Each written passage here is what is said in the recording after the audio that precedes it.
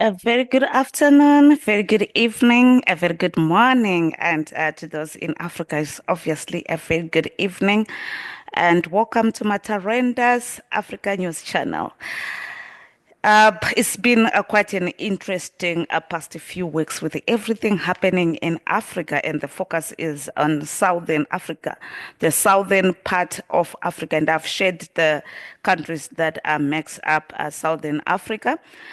And something quite interesting that happened over a week ago, where President Joe Biden made a historic visit to Angola, marking the first time a sitting U.S. president has visited the country. And the primary focus of his trip is to highlight the Lobito Corridor project, which is a significant infrastructure initiative involving a 3 billion US dollars investment. 3 billion, you heard me right. So they are coming in with this investment and it's gonna change the lives of African people, of course, through employment, the job opportunities, and everybody else, small businesses that's going to be involved in this project. It's quite interesting the responses that we got from most of our Pan-Africans. Well, it's not well received, this whole investment, and we're expecting some excitement that 3 billion is coming to Angola. First time a sitting president coming to Africa, and when we look at it, it seems like a bit of a, as a strategic move to strengthen U.S. Angola relations, of course, but to promote American investment in Africa and to counter China's growing influence on the continent. China have been like going all in when it comes to Southern Africa. They're in Zambia, they're in Zimbabwe, they're in all those African countries, Mozambique. They control a lot, and they've been really coming in with a lot of money. But the question is, how is all of this benefiting Africa? How all of this is benefiting Africans? When you hear these major contracts being signed, major deals, how many millionaires are coming out of Africa based on this project? And I've got Vusa here who commented saying Africans should focus on investing in local production and value addition projects. Imagine the US makes a 3 billion investment and rips off more than tenfold in returns over the years, while the initial investment decays away without any benefits accruing to the generality of the narratives. It's a bad deal. So this is what Vusa is saying, and he's not buying into all of this historic and exciting news. And I do believe that most Pan-Africans, and especially the youth, are really no longer excited when investors come to Africa, because they know these people are just coming to take. They benefit more than their actual investment. They benefit more than Africans. And it's no longer funny. It's not okay. And when we look up to leadership and say, when you make these deals, how are you negotiating on behalf of us as Africans? Who's going to pay off all of these debts? Who's going to pick up the pieces when the investors have collected in the next 10 to 20 years and leave the country? So we need to look at all of these things and stop. What the government is doing is, our governments in Africa is doing, is just to suck up to everybody who comes in and say, I'm an investor. Then you just sell it off.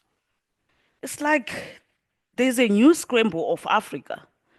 There's a new scramble for Africa, and they are coming with all of these strategies and big words and investment, and we think that this is what we need. But is it what we really need? With all the mineral resources in Africa, all the mineral resources in Africa, all the young people that we have in the continent, our 60% is the age group, sorry, active group in Africa. 60% of it is youth. We've got arable land, we've got clean water, we have everything that we need as a continent to make it. But when it comes to leadership, they are going out there as beggars. The AU, SADC, everybody's going out there to just, we need loans, we need investment, we need this, we need that. When are we going to negotiate with what we have as a continent, combining our GDP and say, this is what we have, this is what we can offer? And anybody who is coming in, we give them our terms and conditions. So it's kind of disturbing, and people are sick and tired of these rhetorics. They are sick and tired of our leaders just going to negotiate and not really getting the best deal. The U.S., the United States of America, coming to Africa and wanting to invest so much money, they know something that we don't know. They know something that we probably know, but we are taking it lightly. And we are sleeping. Pan African, civil society, young people, women, youth, we are sleeping. We are really sleeping. You are sitting around partying all year out, every weekend, tea, where you are just going all out and, showing your latest car, showing off your tattoos and everything, while they take away everything that we ever call home. And when they come in, it's not just investment. They take away our identity. They take away everything to strip us of our dignity until we become, beggars. We are all over the world, man. But coming from a continent that you can sit around and tell people, Africa have got all the minerals, it has got this, it has got that. But what do we have to show for it? This is something that you need to start thinking about, man. We need to be serious as young people in Africa. We need to be serious. We need to be serious and look around us. What are we doing to change our lives? What are we doing to change our lives for the future generation? What legacies are we building? What meaningful impact are we sharing with those who are to come after us? It's something that aches me no end, to see our people just relaxing and allowing a whole lot of things to happen. So I've got a couple of responses that came from Pan-Africans, and I was asking questions here, and people are really angry, are really angry at our African leaders. And Fusa went on to say, look at South Africa, their minerals are processed in the country. You have big steel companies like ArcelorMittal and Max Steel feeding downstream industries like the automobile assembly industries. Now that's what a normal government should aim for. Lots of employment opportunities are shipped away to China and Europe in the form of raw materials. Africa could really be rich, but then we enjoy taking the crumbs. Yeah, he's right. South Africa have really done well in in that area. They've really done well and creating opportunities. But then we see the influx of everybody else from Africa into South Africa. Government should be copying from what South Africa is doing so that we don't have this immigration crisis when other Africans come in and just want to compete for job opportunities in South Africa. So this is a conversation that governments should also do. Copy from South Africa, implement in your own countries. And we've been talking about lithium plants that needs to be set up in different African countries, especially in Zim. And Fusa said our government is committed to and announced a lot of multi-billionaire mega projects before, with many of them still remaining drafts on paper, while the few that were actually started, like the Guaishangan Dam project, are tied up to election cycles, making slight movements around campaign season. That's the other problem that we have. We are always in election mood, and we announce and announce and announce. This is what's going to happen. This is what we are working on. Oh, it's so amazing. But 5 years later, we are still in load shedding as a country. We still have a lot of problems, water problems. So what happened in the past 10 years when they started announcing these mega projects? What happened to that? So we are using all of these projects to campaign for elections, but once we in power, we achieve nothing. We don't do any of those things. We wait until the next election cycle. So it's quite disturbing. And well, we are allowing it as voters. We are allowing it. We just say, yeah, yeah, he has got potential, speaks good English. Yeah, he's good, he's good. But what has he done? Just look at his community. What projects did he implement during his campaign? What did he do before that? We need to vote in people who have done something. We need to start voting in people who have done something to change the lives of the people in his or her community. Don't just vote a person because this person have worked in the UK and they come with loads of experience. They come with this and they come with that. But before they started campaigning, what were they doing in that community? People just want titles and positions and possessions that comes with that office. I've got Mpofu here who commented, we need African influence in Africa. Remember the railway line Cape to Cairo. What purpose does it serve? What benefits was it serving if it's still functional? We need to move from the ribbon cutting, celebrating mediocre. We have the human resources, natural resources that can save our people. Problem is we have a handful leaders who are passionate about African people. Rather, they are self-centered with policies that benefit their masters. If we go back to the basics, means of production and value addition, Africa will be great. And I agree. I agree with you, Mpofu. And we've got Mr. Bunjira here who said, why not use that money? Talking about the 3 billion that the US is investing in Africa.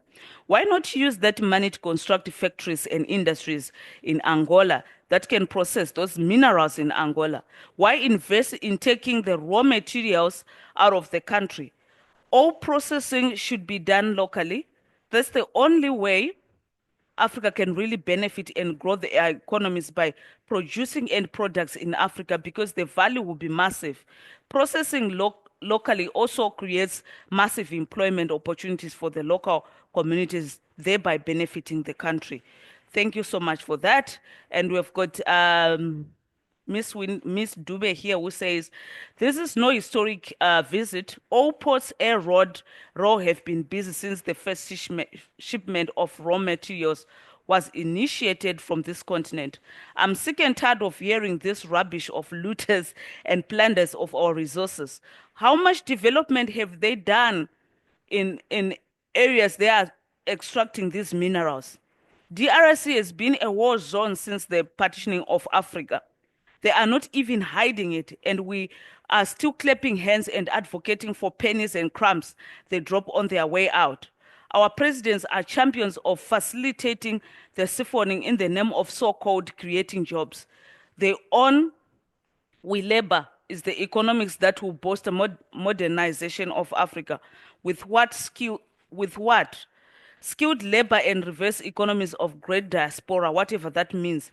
We we had we had wars to scrub and scrape to build nations, and our leaders trade our resources at 0% to 23% royalties and ship every opportunity that we have to beg, pay visas and flights to access what we could have in our own continent. This right here is gross and blatant looting with our help. This billion they are using to facilitate siphoning will be mentioned as aid for Africa. How many trillions will Africa make out of these 3 billions? Anyone have an idea other than shitty jobs where we are paid 20 times and more less than what they get for labor in the Western world? Hence the crusade of everybody heading west to scrape and scrub. It's heartbreaking. Cry, my beloved continent and her people. Furthermore, how did we get bound by Asia and Western frontiers? Now our existence is determined by who do we prefer as looters. Do we understand this or we are brain dead? Our legacy is labor and giving away resources between those that brutalize us and the vouchers that capitalize on our strife. Both have made it clear they want to own our resources. What are we doing about it? Busy choosing who should, leaving a stench of poverty and dangerous division. This is somebody who is really angry. Miss Dube is angry, angry, really angry, and I would be because this is the Africa that we are so proud of, the Africa that we want to rebuild, the Africa that we look forward to achieving a lot. But is that even possible with that kind of leadership and that kind of mentality, where we have really reduced ourselves to being beggars, reduced ourselves to scraping the floors of other people for us to make a living? The people who are making billions and enriching themselves from our continent. And we've got Pan-Africans sitting around and doing nothing. And we need to push for policies that change all of that, that change the way investors invest in our continent. And we need to start lobbying. We need to start fighting the way things are done. We need to start fighting the system. It's not easy when I've got one voice there, one voice here. We need to unite when it comes to things that matters to us.